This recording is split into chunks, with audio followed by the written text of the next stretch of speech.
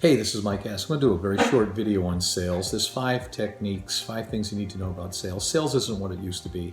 In the old days, you picked up the phone, you called a guy, and you tried to sell him something.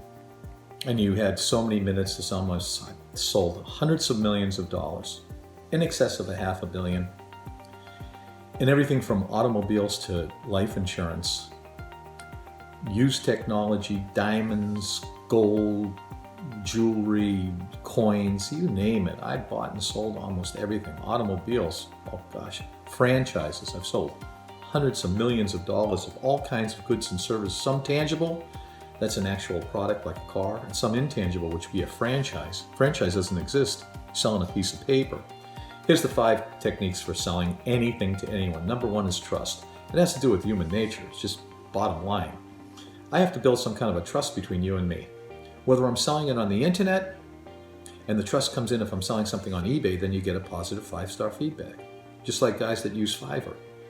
They provide a service, they get stars. They get 5 stars is okay, 1 star means you suck. So I have to build trust every day with over 30,000 customers. I have to provide them great products at great prices on the internet. I don't talk to anybody. But let's, for the sake of this discussion, we'll talk about the sales techniques. So number 1 is trust. Number 2, I have to build that trust with rapport. What do you and I have in common? So I can build this rapport with you, with this relationship. If I'm on the phone, I got to build the rapport in seconds from selling something. Yeah, there's a lot of follow-up, and people talk about, yeah, you got to follow up. But in my businesses that I've been in over all these years, you have just less than 30 seconds, more like 10 seconds. The guy's either going to know you're okay, or the gal, or they're not, and they're going to have some kind of a feeling about it. So I have to build a rapport. I have to gain trust. Those are the 2 things in all relationships. It's not just about sales. Okay? Number 3, in today's world, people know more about the product than the guy that's selling it. So when I go in and I'm going to buy a Toyota 4Runner or a Toyota Highlander, I know just as much about the guy than the guy that's selling it. I think there was maybe one thing I didn't know about the 4Runner, where the parts were made more in Japan. But outside of that, it's not like it was in the old days. You walked in and the guy that's selling the Mercedes on the showroom floor in the 80s and 90s, he knows everything there is to know about that car. It doesn't exist anymore. So does sales exist like it used to? No, of course it doesn't. Then you have the question of finance. That's number 3. So is your product financeable? Because people don't have the cash, so you got to be able to get them the credit.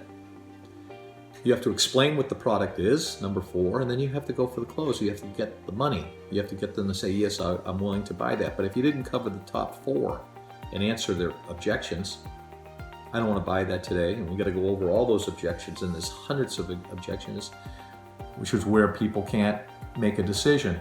But that's basically the sales technique. And it's the basics. If you can't master those techniques, no matter what it is that you're selling, then you're not going to sell anything. And since I really don't talk to anybody anymore unless I'm talking to somebody who's trying to get them to sell me something. So there's sales I'm trying to sell you, and then there's sales I'm trying to get somebody to give me something that I want to buy from them at a price. That's a different kind of sales technique because I'm the buyer. Does that make sense? So you're either going to sell something to somebody and you need to know the 5 techniques. We just went over them. You have to gain trust through rapport. We have to find a relationship. You and I are from the same neighborhood. We're the same age. We're both guys. So we have kids or whatever those reasons are. There's hundreds of ways to build relationships. You belong to a certain community. You live in a certain area. I'm from California. You're from California. Now I'm originally from Boston. Well, you're from Boston. I'm from the Northeast. It's building rapport. There's hundreds of ways to get some kind of a common ground between the 2 people. That gains trust through rapport. And then we're going to go through the explanation of what it is that you have, answer any objections to the product, and then you're going to get the money. And as we all know, once they say yes, then you just shut up and you get the money. But since sales doesn't exist like it used to anymore, most of the stuff is sold over the internet. I mean, guys are selling these $3,000 and $4,000 and $5,000 programs. You can even sell them over the internet. Why?